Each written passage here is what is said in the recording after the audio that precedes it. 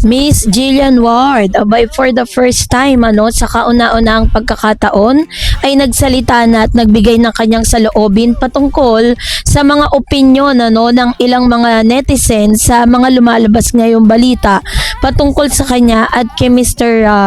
Eman Bacosa Pacquiao. So yun ang ating pag-uusapan for today's video. But before that, if you haven't subscribed yet to my YouTube channel, please don't forget to like, share, and subscribe at i-hit mo na rin ang notification bell for more showbiz updates.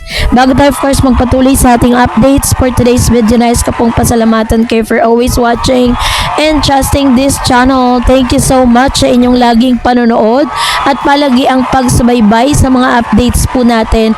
Maraming salamat po. At ngayong araw, eto na, pag-usapan na natin Miss Jillian Ward kung saan ay isa sa mga pinag-uusapan ngayon ang ilan sa mga masasakit na mga salita na binibitawan against Miss Jillian kasi matapos po yung kanyang pagpirma sa kanya pong panibagong kontrata sa GMA ay nabanggit at natakil din po at natanong siya ng ilang mga media at reporters doon po sa nasabing event yung kanyang saloobin patungkol po sa isyong ito. So talagang grabe po yung mga tao, grabe yung mga netizen at mga bashers kung magsalita to Miss Jillian na parang kala mo'y kilalang kilala na nila yung pagkatao ni Jillian. So, sa isang interview kasi, nagpahayag ng pagkadismaya si Jillian Ward, sa isang pangyayari kung saan sa nangyaring pambabastos sa mga kababaihan dahil sa kanilang paraan ng pananamit. Talamak kasi ang ganitong kritisismo lalo-lalo na sa social media. Maging si Jillian Ward na isang 21 years old ay hindi rin nakaligtas. Ilang post ng dalagay umani ng body shaming at sexualizing comments dahil sa naka-swimwear at body hugging outfits. Biruin niyo si Miss Jillian na yan kumbaga para pag nakita niyo po yung mga photos niya, yung mga pinopost niya sa Instagram, masasabi natin may karapatan naman talaga si Jillian. At masasabi natin talagang hindi naman po siya mukhang bastusin. At the same time, very classy naman niyang nadala yung kanya pong mga post, Sabi dyan ng mga comments ng mga netizen. Sabi ng ilang mga netizen dito na naka-jackpot talaga si Eman dito, wag muna siya mabuntis. Yan, ganyan yung mga sabi ng mga netizen, grabe. Tapos meron pa nagsabi na kay Eman ba to lahat? Sabi niya gano'n. Tapos meron pa jackpot si Eman, nakabembang na, sabi niya. So ganito po katindi yung mga yung mga comments mo, comments na natatanggap ni Miss Jillian. Meron din future Viva Max Queen. Meron may one and only Viva Max Queen. Bakit parang di maliit yung niya, hips niya. Tipong payat nga siya, yung mga legs hindi naman daw bilugan, sabi niya. Retokada ang tiyan. Ayan. So ganito yung mga bashers kung magsalita towards Miss Jillian Ward. At the same time, nabanggit pa dito si Mr. Eman Bacosa Pacquiao dahil alam naman natin na recently lagi silang napag-uusapan. Hayag ni Jillian sa renewal of contract niya sa Sparkle GMA Artist Center noong March 10, 2026. Sabi niya, nakakalungkot kasing 2026 na and some people won't let other people, especially women, to express themselves in the way that they want to express themselves. Pagpapatuloy niya, kasi ako naniniwala ko na as long as you don't hurt anyone, do what you want to wear, whatever you want. It's 2026 na, sana we view women for their talents, their intelligence, kung ano yung contribution nila dito sa mundo and not just with what they wear. Let people be each to their own po yan Ito kasi yung isa sa mga parang disadvantages kapag isa kang artista at nagsimula ka bilang bata. Ngayon, kapag po parang nag-iiba na yung image mo sa publiko, 'di ba? Kasi feeling ng mga tao, forever kang bata. So pag nagsuot ka ng mga sexy dress, nagsuot ka ng body hugging, nagsuot ka ng swimwear, swimsuit, two-piece, ang akala po nila pang-Viva Max ka na, 'di ba? Samantalang may mga ibang mga celebrity na mas grabe pa yung kanilang mga suot, mas grabe pa yung mga pinapakita nila, pero kumbaga parang parang ginajudge ng isang tao yung base dun sa pananamit,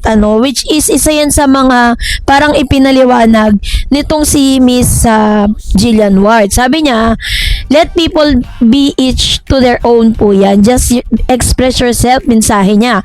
Sa mga nabibigta naman ng pambabash at pambabastos, stop worrying about other people judging you. Ang importante, wala kang sinasaktan at you're happy. Nabanggit din ng aktres ang kanyang mindset pagdating sa criticism, fake news na ibinabato ng ibang tao laban sa kanya. Minsan, hindi na po ako nagbabasa ng mga comments kasi ayoko na pong magpa-apekto doon dahil ang nagmamatter sa akin is yung mga shows ko. Yung may mga nagpapasaya ko. So, I think yung pagiging resilient ko din, I'm being brave especially this year and last year. Ang message nga ni Miss Jillian Ward sa kanya mga fellow women, si Jillian ay binibigyan ng tag na Star of the New Gen ng kanyang home network. So tanong ng PEP sa kanya, ano ang mensaheng nais niyang ibigay sa mga kababaihan na bagong henerasyon? Ang gusto ko ring message, sabi niya, ibigay ko yung young women is wag po silang matakot to speak up, to be brave, and to go for what they want. Kahit ano pong sinasabi ng mga tao sa kanila, sagot niya, as long as they're not hurting anyone, as long as you know yourself and you should be confident and do what you love. Sabi niya, reach for your dreams and raise your voice for other people. Gusto raw ni Jillian na makilala siya, hindi lamang sa pagiging isang artista, kundi may paninindigan at tumatayo para sa mga mas makabuluhang bagay. Gusto ko pong makilala ako bilang isang artist. Tinatanggap niya ako kung ano yung challenge na ibibigay sa kanya. Kahit anong challenging role po yan. Basta po may maibigay sa akin na project, magagawa ko po ng maganda and mag-exceed ka po ng expectation sa mga tao sa akin. Sabi niya, I want to remember as a somebody who does not give up, an artist na it's not only doing it for an art, but an artist who raises their voice for these things that matter. Alam mo, ano po to, hinangaan po ng mga netizen at hinangaan ng ilang mga media men ang mga naging statement po ni Miss Jillian kasi pinapakita niya dito na talagang sobrang nag-mature na siya, sobrang nag-level up na yung kanyang pagiging witty, yung kanyang understanding, kung paano siya sumagot sa mga questions, 'di ba? Hindi niya basta-basta lang parang pinupukol yung mga sagot niya for nothing. Kumbaga parang may laman, may sustansya yung mga sinasabi niya. At isa rin sa mga nagustuhan ng mga netizen na kahit anong bash na ginagawa ngayon kay Jillian at kay Eman Bacosa Pacquiao, never po silang nagpa-apekto. So yun po yung isang bagay na natutunan ni Miss Jillian sa kanya pong ilang taon na pagiging isang artista, na dapat pala hindi ka masyadong affected sa kung ano man yung sasabihin ng ibang tao sa'yo. Kasi 'di ba parang sabi nga po ni Miss Catherine, 'di ba kahit ano naman daw sabihin ng ibang tao, hindi naman daw po yun ang magdi-define sa pagkatao mo, kasi kung sino man yung nakakakilala sa sarili mo ay walang iba kundi ikaw lang, 'di ba? At everybody is parang has their own opinions and hindi naman nagmamatter lahat yon. So parang sinasabi dito ni Miss Jillian Ward na it doesn't matter kung ano man sabihin ng ibang tao, mahalaga sa kanya, nagagawa niya yung kanyang part, not only for being an artist but also isang kabataan na kaya pong mag-speak up, kaya pong magsalita against those things na talagang nagro-ruin sa buhay ng ilang mga kabataan ngayon, 'di ba? So talagang sobrang harsh na kasi talaga ng mundo natin na parang everybody is hindi na po nag-iisip bago po magsalita. Hindi muna pinag-iisipan kung ano yung mga dapat nilang sabihin sa publiko. Kaya although medyo dismayado si Miss Jillian Ward, pero masaya naman siya kasi kaya niya naman dalhin at hindi naman talaga siya 100% affected sa kung ano man yung mga isyong pinupukol sa kanya. So, kaya naman sobrang hanga tayo sa isang Jillian Ward. So, kayo po, anong nyo sa loobin patungkol dito, mag-comment kayo sa comment section. And that's it for today. For more videos and updates, please don't forget to like and subscribe.